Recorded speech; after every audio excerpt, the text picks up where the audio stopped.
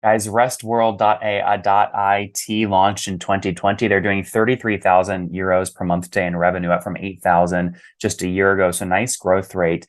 They've raised small seed rounds to be very capital efficient from their customers. Most recently, a $265,000 seed round at 3.2 million valuation. Today, investors own 20% of the company, and the other four co-founders own the other 80, split evenly. They've got 12 on the team today, three engineers looking to scale. They're servicing restaurant owners with between 1 and 20 employees who need to hire. That's what they go to RestWorld to do and to use it for.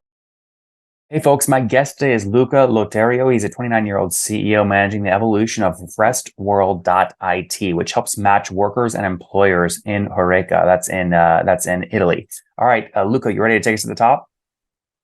Um, Are you ready to start? yeah, absolutely. Great. So how do you guys make money? Is it a SaaS company or is this a marketplace?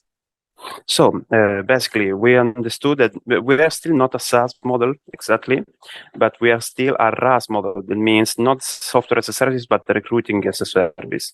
This means that every time that a customer needs our help, they used to pay a subscription, like a monthly subscription, quarter subscription, annual subscription, but they've got not a service that is a software that they can use alone, but they got the help of our customer success managers that manage their researches. We used to match, our work is to match people and companies to work together. So we help restaurants, hotels, and bars to find stuff. So it's more like, as I told you, it's a recruiter as a service. It's like if you have an outsourcing of the recruiter. But So this in your company. what does the average customer then pay you per month or per year to use your service? Okay, so per month, normally is a little restaurant between 1 to 20 employees that they need just a research. So they start a research for 1 month, they find the right person, they hire the person, and they leave. So they quit. The turnover, the churn rate is really high in this part, but it is a momentum churn rate, and this means that after 2 or 3 months they come back because they need the service again. Otherwise, it's completely different into chains, franchisees, and all this kind of. How much do customers, my question was, how much do customers pay you per month or per year? Okay, between 200 to 400 euros per month per single slot. The slot is the number of the available researches that they got simultaneously. So we got customers that pay 2,000 euros per month as well. But the average pays 200 euros per month. The average actually is 350. 350. And how many customers are you working with today? Actually, 95. Today is 95 open. 95. Can I take 95 customers times 350 euros per month? You're doing about 33,200 euros per month in revenue. Absolutely, more or less. Is a monthly recurring revenue this one. Congratulations. Where were you exactly 1 year ago in terms of revenue so we can calculate growth rate? So 1 year ago, we were making revenues 8,000 euros. Oh, well, congrats on the growth. And when did you launch the company? What year? We launched the company 1 week before the pandemic started of the COVID. So we spent our first 6 months without any market. So it's so just to be clear, 2020. Yeah. Yes. And we actually started making revenues at the during the half of the 2021. And have you done all this bootstrapped or have you raised capital? We raised capital. We raised capital at the beginning from restaurant owners. How much did you raise in what year? At the beginning, in 2020, 42,000 euros. In 2021, 100,000 euros. In 2022, it's 250,000 euros, more or less. That's great. Okay, and are you raising that money on convertible notes? Or were they priced rounds? It was always in equity, so directly into the company. So how much equity did you sell last year when you raised $250,000? So the last round was about 2.8 million. Now we are closing this week another round for 265,000 euros for 3.2 million. 3.2 million. That's post money valuation. Yes. No, that's pre-money valuation. Sorry. Post-money valuation means 3.5. Oh, what's going on there, YouTube? Good to see you guys. Now imagine this. You love watching these interviews with SaaS founders, but imagine if we took all of the valuation data out from over 2,807 interviews I've done manually. Saves you a lot of time. Well, we've done this. We've built it into the beautiful interface inside of FounderPath. Check this out. I'll show you how you can access this in a second, but you log in, you connect your Stripe account, you see your valuation real time, you can see what it changed over the past 88 days, and even set goals for valuation this year. Now, the secret to valuation is there's many different ways to value a SaaS business. So the reason you're going to see 3 or 4 different valuations inside of your FounderPath dashboard, this is all free by the way, is because depending on who's doing the buying of your SaaS company, you're going to get a different valuation. A VC is going to pay a different valuation. Private equity firm is different. If you're going to do a minority sale, that's different. And if you sell the whole business, that's a different valuation. You can see all those when I hover over here. Right, so the teal is what a VC would pay, yellow is what private equity, and red is if you sold the whole thing outright. Now, what's cool about this is not built off random data. Again, you guys hear these interviews on YouTube. All these data are built from real-time valuation data points founders share with us on the show. So traction, 1.2 million, seed round, 3.7 raise, they sold 22% of their business. Go in here and filter by the event. Maybe you only want to see companies that have sold the whole business. Well, here are a bunch that have been acquired, the valuation and the multiple. Maybe you're going out right now and you're raising your seed round. Well, go in here and look at all this recent seed deals that went down, what they raised, what valuation they raised at, and what percent that they sold. There's never been a larger data set of SaaS valuations than what you can get now inside of FounderPath, and we're thrilled to bring it to you. All right, we're going to go back to the YouTube video here in a second, but if you want to check this tool out, if you want to jump in and sign up, you can check it out for free to get your valuation at this link, founderpath.com/products/valuations. Or if you go to founderpath.com and hover over products, click on get your valuation here and go ahead and sign up to give it a whirl. Again, all that valuation data live right inside the platform. I hope to see you there. All right, let's jump back into the interview. So I love that you're raising money directly from your customers. That's obviously a great way to build a company. Do you come from the restaurant industry? How did you have this idea? I was studying psychology actually, and psychology of work. That means human resources.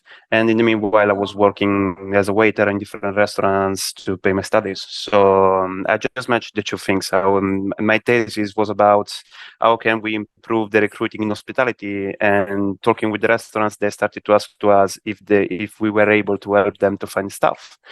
But we were just students. I mean, we didn't have any expertise into recruiting or in people. So we started, me and a friend of mine, as a game. So we started making as freelancers to help restaurants to find recruiters. And at some point we said, okay, maybe we should do some business on this. Not that we were completely unable to understand which was the rules of a business. Never had a startup, never had people in our family working in the entrepreneurship world. And we matched with 2 engineers, an IT engineer and a management engineer, and then we started the company. That's amazing. So there's 2 of you, 2 co-founders. We are 4 actually, the 2 engineers and 2 psychologists. Did you guys split equity evenly at the start? We started splitting the equity, yes. Interesting. And so today, how much of the company do investors own? The investors have the 20% of the company with the round that we're going to close the next week. Okay, so they own 20%, which means you guys each also own 20%, the 4 co-founders today. Yes. Very cool. Talk to me about how you grow. How do you get to $1 million a year in revenue? What's your growth strategy? So actually, our growth strategy is every time we collect leads of employers from advertising, so meta advertising, easy peasy, and we convert it really well. I mean, our cost per lead is something like 3 or 4 euros, and we used to convert 1 of 5 leads into customer that pay already. So that means your CAC is something like 25 euros. yes, if you include the cost of the sales, so speak with the person, etc., it's something a bit more, but still under 100 euros. And they used to pay 350 on average per month. So, I mean, in the first month, we have already the money back. The second thing is that obviously when you have more customers, we need to scale the recruiters team. Because as I told you, the customer success managers still manage all the relationship with the customer. So every single customer cannot open their job positions or they cannot sponsor their job positions alone. They need someone in our team. So every time that we put one sale and we grow a bit the acquisition, the budget in advertising, we grow the number of customer success managers. So it's like a cycle. That makes a lot of sense. You mentioned churn is very high. Restaurants notoriously go out of business. What is your churn today? So our churn today is around average 30%. Per month or per year? Yeah, but if we have a look to this to 12 months, this is just 15%. Because as I told you, the little restaurants who are opening a monthly subscription, then they churn because they fix the problem. But they come back in after 2 months or 3 months or 4 months because they need another person. Yep, that makes sense. So we cannot say that we have an exact churn rate. We got different kind of churn rate. If you want to have a look to the monthly churn rate, yes, it is 30%. If you want to see the annual churn rate is about 10-15%. And what's your team today? How many people are full-time? We are 12 people. How many engineers? There are 3 engineers. And including the 2 co-founders? One of them, yes, because he's the MIT. The other one is the management engineer, so is the CFO of the group. So no, we got a front end and a back end, and we are now adding the fourth one of the engineer. Very cool. Well, listen, we're out of time. Let's wrap up here with the famous 5. Number 1, what's your favorite book? My favorite book, talking about startups, 0 to 1, from 0 to 1. Number 2, is there a CEO you're following or studying? A CEO that I'm following, hundreds. I mean, a lot of. I don't know. I don't have one actually. That's okay. Number 3, what's your favorite online tool for building REST-World? Google Calendar. Number 4, how many hours of sleep do you get every night? 8. And what's your situation? Married, single, kids? I live with my girlfriend, but we're still not married, and I don't have kids still. And how old are you, Luca? I'm 29. 29. Last question. What's something you wish you knew when you were 20 years old? When I was 20 years old, what I was wishing to do? Something you wish you knew.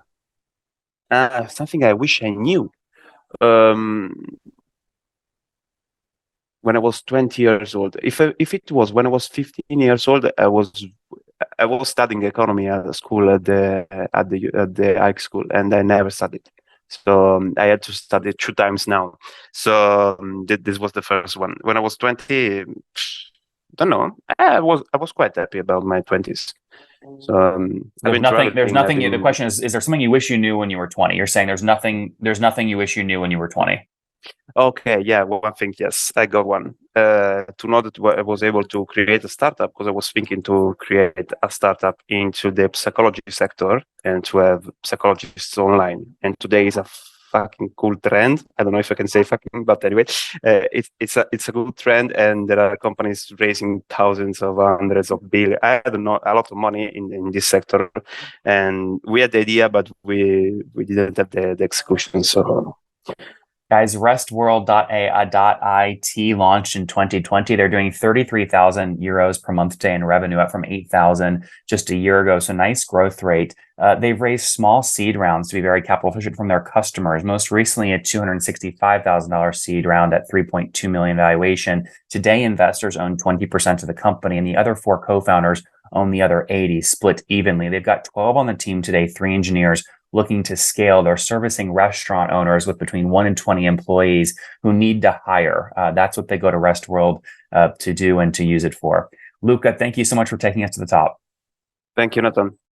One more thing before you go. We have a brand new show every Thursday at 1 p.m. Central. It's called Shark Tank for SaaS. We call it Deal or Bust. One founder comes on, 3 hungry buyers, they try and do a deal live, and the founder shares back-end dashboards, their expenses, their revenue, ARPU, CAC, LTV, you name it, they share it. And the buyers try and make a deal live. It is fun to watch every Thursday, 1 p.m. Central. Additionally, remember, these recorded founder interviews go live. We release them here on YouTube every day at 2 p.m. Central. To make sure you don't miss any of that, make sure you click the subscribe button below here on YouTube, the big red button, and then click the little bell notification to make sure you get notifications when we do go live. I wouldn't want you to miss breaking news in the SaaS world, whether it's an acquisition, a big fundraise, a big sale, a big profitability statement, or something else. I don't want you to miss it. Additionally, if you want to take this conversation deeper and further, we have by far the largest private Slack community for B2B SaaS